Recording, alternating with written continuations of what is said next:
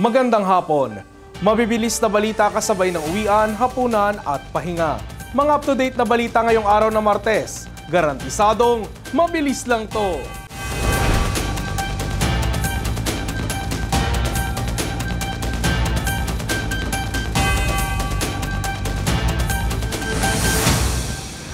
Mga headlines ng mabibilis na balita. Heto na! Low pressure area sa loob ng PAR, ganap ng bagyo. Ilang lugar sa Metro Manila at karatig lalawigan, lubog pa rin sa baha, dala ng habagat.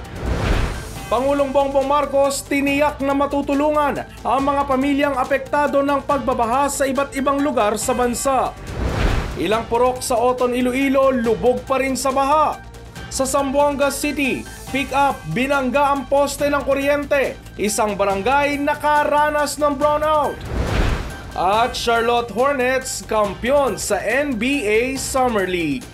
Isa ng ganap na bagyo ang isa sa dalawang low pressure area na binabantayan ng Pag-asa sa loob ng Philippine Area of Responsibility. Tatawagin itong Bagyong Dante. Narito ang report. Lubog pa rin ang Metro Manila at mga karatig lalawigan sa baha dahil sa pinaigting na habagat. Red rainfall warning na ang mga lalawigan ng Zambales, Bataan, Cavite, Batangas, Occidental Mindoro at Metro Manila. Indikasyon ng mataas na volume ng ulan kung saan posible ang pagragasa ng tubig at pagguho ng lupa. Sa palengke ng Guagua sa Pampanga, nilusong na ng mga namamalengke ang baha para makapag-stock ng pagkain. Barado naman ng mga basura ang mga creek sa Taytay Rizal, habang gabewang nabaha naman sa ilang bahagi ng Cainta hanggang tuhod na baha sa Bacoor, Cavite. Lubog din sa tubig ang malaking bahagi ng Bulacan kung saan pinasok na ng baha ang mga simbahan sa iba't ibang bayan. May libreng sakay naman ang Armed Forces NCR Command sa C4 Tangos at Tansa Bridge sa Navotas City. Muli nag-deploy ng bus at truck ang DOTR, PCG at PPA para sa mga pasaherong kailangang bumiyahe sa gitna ng patuloy na pag-ulan. Sinuspinde na rin ng MMDA ang number coding scheme ngayong araw. Ayon sa Pag-asa, asahan na magpapatuloy ang buhos ng ulang nararanasan sa buong linggo dahil isa ng ganap na bagyo ang LPA na nasa loob ng Philippine Area of Responsibility. Pinangalanan itong Bagyong Dante. Kahit nasa Amerika, tiniyak ni Pangulong Bongbong Marcos na kumikilos ang gobyerno para tulungan ang mga pamilyang apektado ng matinding pagbabaha sa iba't ibang lugar sa bansa. Mabilis na balitang hatid ni Michelle Giliang. Malawakang pagbabaha ang idinulot ng hanging habagat sa iba-ibang lugar sa Metro Manila at ibang karatig na lugar. Sa Quezon City, binabantayan ng mga magkakapitbahay ang rumaragasang tubig na ito sa ginagawang kalsada sa may Eastern Sight de Gloria Extension sa Batasan Hills. Maya-maya, makikita ang isang batang lalaki na tumatakbo sa gilid ng daanan at bigla na lang natangay ng tubig baha. Ayon sa uploader ng video, sinusundan ng bata ang kanyang ama. Dali-dali namang tumalon rin ang kanyang ama para sagipin ang anak. Nagtulong-tulong rin ang mga magkakapitbahay para maiahon sila sa tubig baha. Ligtas naman ang dalawa. Sa Pasay City naman, umabot ng hanggang bewang ang tubig sa residential area ng Barangay 181 at 184. Sa Taft Avenue sa Maynila, makikita ang ilang taong naglalakad sa baha dahil sa kawalan ng masasakyan. Halos hindi na kasi madaanan ng lugar dahil hanggang tuhod na ang taas ng tubig roon. Ang bus na ito pinilit suungin ng baha sa kahabaan ng Osmeña Highway sa Makati City. Kasabay nitong iilan-ilang sasakyan na hindi ininda ang taas ng tubig. Kahit nasa Amerika para pulungin si US President Donald Trump, tiniyak ni Pangulong Bongbong Marcos na buong puwersa ng gobyerno ang kumikilos para magbigay ng tulong sa mga komunidad na hinagupit ng matinding ulan dala ng hanging habagat. Pakiusap ko lang po sa inyo ay pakinggan nyo po ang mga sinasabing advisory ng inyong LGU, ng national government at pakisundan lang po para naman matiyak natin na hindi kayo malagay sa alanganin. Nandito kami lagi upang magbigay ng lahat ng serbisyo na kailangan sa harap ng hamon ng climate change. Sa ginawang virtual press briefing ng Malacanang, ibinahagi ng mga opisyal ang mga ginagawang aksyon ng pamahalaan. Bumisita si DSWD Secretary Rex Gatchalian sa Burgos Elementary School na nagsisilbing evacuation center ngayon sa Rodriguez, Rizal. Doon kinamusta niya ang mga evacuees at pinangunahan rin ang pamimigay ng family food packs. Sa ngayon, halos 100,000 food packs na ang naipamahagi ng pamahalaan. As we speak, 92,590 na family food packs na ang na-release ng DSWD mula nagsimula ang Bagyong Krising hanggang sa ngayon na may mga low pressure area. At tuloy-tuloy pa ho tayo. Alam naman natin na ang first line of response ay ang mga local government units, pero alam rin natin na limited ang kanilang mga capacity. Kaninang umaga, nagakot ng basura ang MMDA sa Tripad de Gallina Pumping Station. Dito nakakuha sila ng mga lumang gamit at tambak na basura.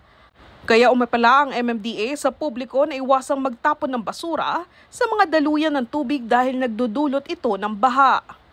Nasa 31 million pesos na halaga ng emergency medicines ang nakapreposisyon sa iba-ibang lugar sakaling kailanganin ito ng mga apektado ng kalamidad. Inanunsyo naman ng Malacanang na suspendido ang trabaho sa mga opisina ng gobyerno at klase sa lahat ng antas sa NCR at ilang probinsya bukas, July 23, dahil sa masamang panahon. Michelle Giliang para sa All TV News, Channel 2. Sa balitang probinsya, ilang purok sa Oton, Iloilo lubog sa baha. Sa Boracay, habal-habal driver arestado sa pagbebenta ng baril. Detalye ng mabilis na balita, hatid ni Nicole Nabor mula Kalibo Cable News.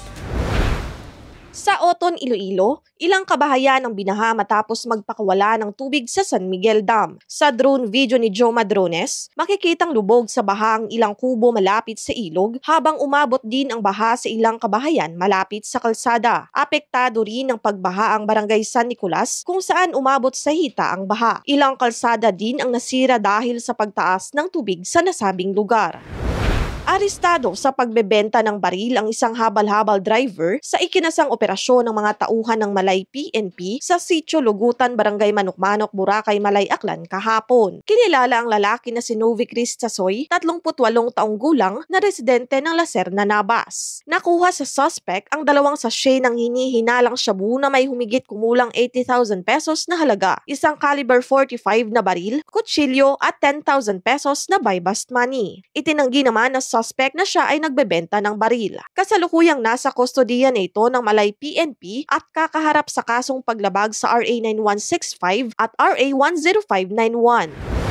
Sa President Roxas Capiz, inaresto ng kapulisan ang isang lalaki matapos makuhaan ng ipinagbabawal na gamot at hindi rehistradong armas sa isang convenience store sa Barangay Poblasyon kahapon. Batay sa impormasyon mula sa kapulisan, habang nagpapatrolya ay nakita umano nila ang suspect na may sukbit na armas na agaran nilang hinabol. Kinilala ito sa alias na Mark John, 20 taong gulang, residente ng Barangay Pantalan sa nasabing bayan. Nakuha sa kanya ang isang unit ng caliber 38 na revolver na walang serial number, 2 bala, 2 sachet ng hinihinalang shabu, 1 sachet ng hinihinalang marijuana, kutsilyo, lighter at 1 unit ng cellphone. Dagdag pa rito ay walang maipakitang dokumento ang suspect sa hawak niyang baril. Samantala nasa kustodiya na ito ng President Roxas MPS at kakaharap sa karampatang disposisyon. Nicole Nabor para sa All TV News Channel 2. Ilang oras nakaranas ng brownout ang isang barangay sa Zamboanga City matapos banggain ng pick-up ang poste ng kuryente habang bumagsak naman ang isang puno at gumambalang sa kalsada. Detalye na mabilis na balita, hatid ni Allen Barrera mula E-Media Zamboanga.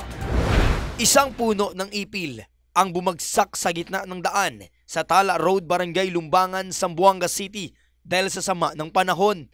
Ayon kay Kapitan Carmelito Bejerano, hindi madaanan ang lugar dahil sa nakaharang na puno, kaya humingi na umano sila ng tulong para putulin ang puno. Ngunit hindi ito nagawa dahil sa lakas ng hangin. Paghupa ng ulan ay agad itong nilinis ng mga tauhan ng barangay. Wala namang naiulat na nasugatan o nasaktan sa insidente. Samantala, kinansela naman ng ilang paaralan ang klase dahil sa malakas na pag-ulan. Nakaranas ang barangay ng Lumbangan ng ilang oras na brownout matapos bumagsak ang poste ng kuryente ng aksidenteng banggain ng pick-up ang poste Martes ng madaling araw. Nakilala ang driver ng pickup bilang si Johnny de la Cruz, residente ng nasabing barangay. Sa panayam kay Kapitan Carmelito Bejerano, nag-overshoot umano ang pickup truck dahilan ng pagkabangga nito sa poste. Wala namang nasaktan sa nangyaring aksidente. Nakipag-ugnayan na ang barangay sa Zamcelco para agad mapalitan ang poste at maibalik ang kuryente sa lugar. Allen Barrera para sa All TV News Channel 2. Sa sports balita, itinanghal na kampyon ang Charlotte Hornets matapos talunin ang Sacramento Kings sa 2025 NBA Summer League sa score na 83-78. Nanguna para sa Hornets ang 4th pick sa 2025 NBA Draft na si Con Kenupel na umiscore ng 21 points sa dikitang laban kontra Kings para sa kampyonato.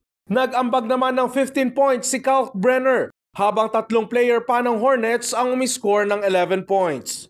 Naging maganda ang kartada ng Hornets ngayong NBA Summer League na nagtapos sa 6-0 win-loss record. Nag-average si Kenupel ng 18 points sa 4 na laban nito sa Summer League at pinangalanan ding MVP sa nasabing torneo. At yan ang mga up-to-date na balitang nakalap ng All TV News ngayong hapon. Para sa iba pang balitang mabibilis, bisitahin ang aming website, alltv.ph/news. Sundan din ang All TV News PH sa Facebook at YouTube at makinig sa All Radio 103.5. Ako si Ralph Lopez. Mag-ingat po tayong lahat sa pag-uulang dala ng sama ng panahon. Magandang hapon.